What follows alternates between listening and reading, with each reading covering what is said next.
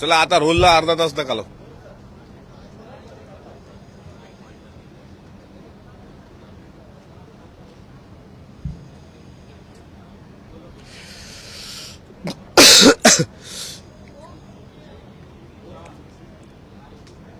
चला कुमार सर.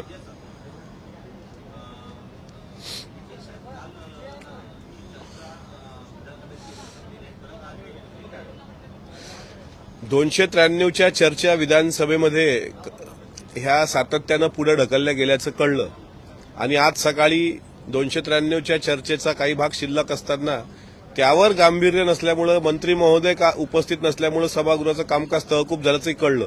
आता विधान परिषदेची बेल पण दोनदा वाजलेली आहे. याचा अर्थ कुठलाही मंत्री विधान परिषदेमध्ये नसेल आणि म्हणून पहिलं तहकूब केलं असावं आणि आता दुसऱ्यांदा बेल वाजते.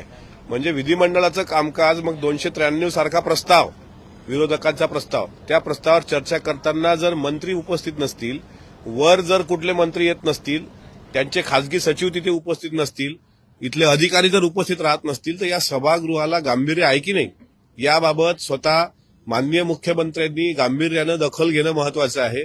काल संसदीय कामकाज मंत्री चंद्रकांत दादांच्या ही गोष्ट लक्षात परवाच्या दिवशी आणून दिली. इतकंच काय तर गटनेत्यांच्या बैठकीमध्ये सुद्धा विधान परिषदेसारख्या सभागृहाला जर हलक्यात घेत असतील अधिकारी आणि मंत्री, तर मला असं वाटतं हे फार वाईट आहे. आणि 293ची चर्चा वारंवार पुढे ढकलणं हे विधानसभेकरता जितकं वाईट आहे, कारण एक काळ या विधानसभेचा पाहिलाय आपण. दिलीप वळसे पाटील साहेब विधानसभेचे अध्यक्ष असताना 293च्या चर्चा वेळेवर व्हायच्या, अर्धा तास चर्चा वेळेवर व्हायच्या, लक्षवेधी मोजक्याच असायच्या 3 किंवा 4. आम्हाला अनेकदा वळसे पाटील साहेबांनी सांगितलं. आता त्यात कुठलंही शिस्त राहिली की नाही हे मला असं वाटते विचार करणं महत्वाचं आहे. सत्तेतला असलो तरी काही गोष्टी ज्या चुकत असतील त्यावर बोट ठेवणं हे मला भारतीय संविधानाने दिलेला अधिकार आहे. म्हणून माननीय विधानसभा अध्यक्ष राहुल नार्वेकरजी हे याला गांभीर्याने घेतील आणि मंत्री जर इतके गाफल राहत असतील तर हे इथून पुढे महाराष्ट्राचं चित्र काही चांगलं राहणार नाही. विधानसभा आणि विधान परिषद हे दोन्ही सभागृह अत्यंत महत्वाचे आहेत आपल्या भारतीय राज्यघटनेच्या नियमानुसार, आणि त्याला मंत्री गांभीर्याने घेत नसतील तर हे दुर्दैव आहे.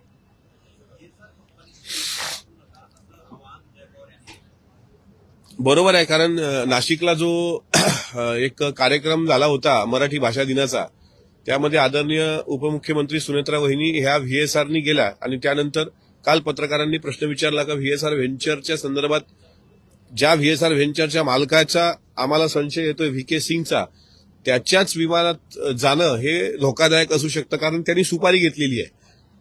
या व्हीआयपी लोकांना ठार करण्याची सुपारी व्हीएसआर व्हेंचरच्या मालकांनी घेतलेली आहे. आणि जर तसं असेल तर अशा पद्धतीनं व्हीएसआरचं विमान का दिलं गेलं, आमचा तोच तर प्रश्न आहे ना. दादांना सुद्धा हे विमान का दिलं गेलं, कोण्या अधिकाऱ्यानं दिलं, कसं दिलं, 28 तारखेला सकाळी त्याच विमानानं जा असं का म्हणलं. नंतर उत्तर येतं का व्हीएसआरने सर्व व्हीआयपी त्यांची मुवमेंट करतात, पण ते धोकादायक आहे.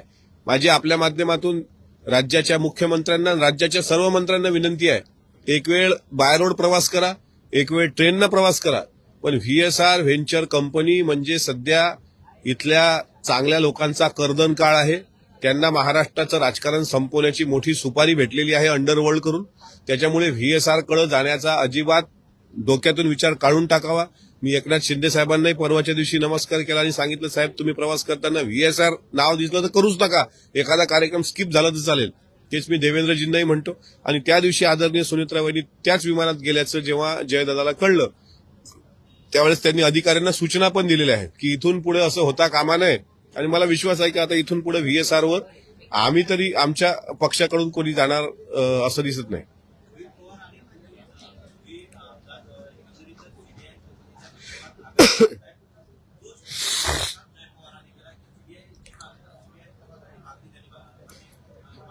बरोबर आहे ना. शेवटी जयदादा असतील, पारदादा असतील, या दोघांनाही वाटतंच की आपल्या वडिलांचा जर असा घातपात, अपघात, विमानाचं जे काय असेल ते जनतेच्या मनातले प्रश्न शेवटी महाराष्ट्राची जनता आज ना उद्या आम्हाला प्रत्येकाला विचारेल. त्याच्यामुळे सीबीआय चौकशी ही झाली पाहिजे, ही जयदादाची भूमिका आहे. आणि त्यांच्याकडे मी मागेही सांगितलं होतं की सगळ्या गोष्टीचा अभ्यास त्यांचा एकदा झाला की ते स्वतः आता पुढच्या आठवड्यामध्ये मुंबईत त्यांनी स्वतः सांगितलंय की पत्रकारांसोबत ते बोलतील, पत्रकार परिषद घेतील. आणि त्यामुळं सीबीआय चौकशीच्या संदर्भात आम्ही सगळे गंभीर आहोत. सीबीआय चौकशी झाली पाहिजे. महाराष्ट्राच्या जनतेला खरं काय ते एकदा कळलं पाहिजे. आणि आदरणीय सुनेत्रा वहिनींनी सुद्धा डीजीसीएचा अहवाल आल्यानंतर त्या बोलतील एवढं मात्र नक्की. डीजीसीएचा पहिला अहवाल जो आला तो त्रोटक अहवाल आहे, त्याच्यावर कोणाचाही विश्वास असण्याचं काही कारण नाही. पण डीजीसीएचा सुधारित अहवाल आल्यानंतर आदरणीय उपमुख्यमंत्री सुनेत्रा वहिनी पवार ह्या पण बोलतील, त्याबद्दल काही दुमत नाही. आणि जयदादांनी जे सीबीआय इन्क्वायरी मागितलेली आहे ती इन्क्वायरी आमच्या पक्षाच्या सर्व आमदारांच्या मनात आहे की ते सत्य काय त्या घटनेचं हे जनतेच्या समोर आलं पाहिजे.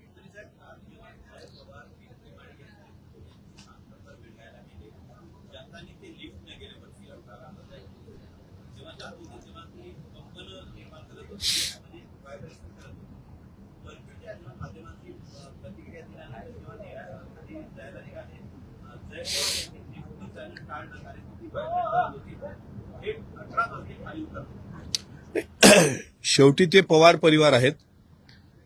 जय दादांच्या आजी आहेत सरोज अक्का, म्हणजे पवार साहेबांच्या पेक्षा 2 वर्षांनी त्या मोठ्या आहेत. पवार साहेबांच्या सख्या मोठ्या बहीण त्या सुद्धा श्रीरामपूर, जे आपलं ज्यात इस्लामपूरचं नाव आता बदलून श्रीरामपूर केलंय, तिथं त्यांची एक शिक्षण संस्था आहे. मी स्वतः एकदा व्याख्यानाला तिथे गेलो होतो तर 5 मजले त्या पायऱ्या चढून गेल्या होत्या.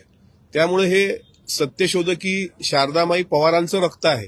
त्यामुळे किती पायऱ्या चढून गेल्या किती पायऱ्या उतरल्या तर त्यांना तो फरक पडत नाही. पण एक गोष्ट त्यातून लक्षात घेतली पाहिजे, छत्रपती शिवाजी महाराजांच्या चरित्रात अखंड सावधानता हा एक महाराजांच्या जीवनातला अविभाज्य घटक होता. छत्रपती संभाजी महाराजांनी त्यांच्या बुधभूषण ग्रंथात लिहिलेलं होतं की राजाने असुरक्षित प्रवास करू नये. हे त्यांच्या बुधभूषण ग्रंथात आहे. संस्कृत मधला तो श्लोक आहे, व्यसनाधीनाना सर्वानु भूपती परिवर्जिता सप्तदोषा सदा राज्ञा हातच्या व्यसनोदया. म्हणजे राजांनी, त्या काळात राजे होते ना, लोकशाही तर नव्हतीच, राजेशाही होती. राजांनी मुक्या प्राण्याची शिकार करू नये, वाईट मित्रांची संगत करू नये, द्यूत क्रीडा खेळू नये. आणि शेवटी त्यांनी सांगितलं होतं की असुरक्षित आणि असावधान हे प्रवासाला जाऊ नये किंवा टाळावं.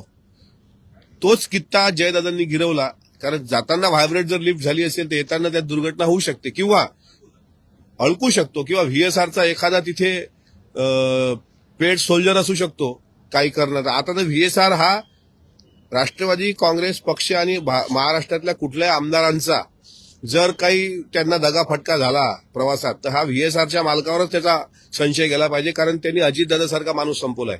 त्याच्यामुळे जयदादांनी ही जी काही काळजी घेतलेली आहे ती आमच्या सर्वांसाठी तो एक आदर्श आहे की आम्ही सुद्धा प्रवासात काळजी घेतली पाहिजे. सर्व आमदारांनी प्रवासात काळजी घेतली पाहिजे. काल कसं बॉम्ब पडणार, अर्धे आमदार गेले बाहेर की बाबा पहिलं जीव वाचला पाहिजे मग बाकीचं काय. आता समजा पडला असता सगळं बेचिराग झालं असतं का नाही. ठीक आहे, तो धमकी दिली कोणी, तो ईमेल खरा होता की खोटा होता, तो पाठवला कोणी. आणि जीवाच्या आकांतानं ज्यावेळेस माणूस पडतो त्यावेळेस माणसाला संकटाची चाहूल लागते.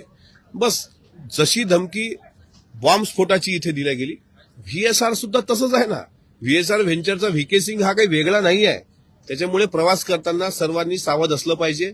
हेच त्यातून शिकण्यासारखं आहे. कारण तुम्हाला सांगतो, अजितदादाचा अचानक झालेला विमान अपघात आणि त्यातून संपलेलं सगळं, माणसानी या गोष्टीतून एक शिकलं पाहिजे की जो क्षण माणसाच्या जीवनात आहे तो जगा, परिवारासह जगा, आनंदानं जगा.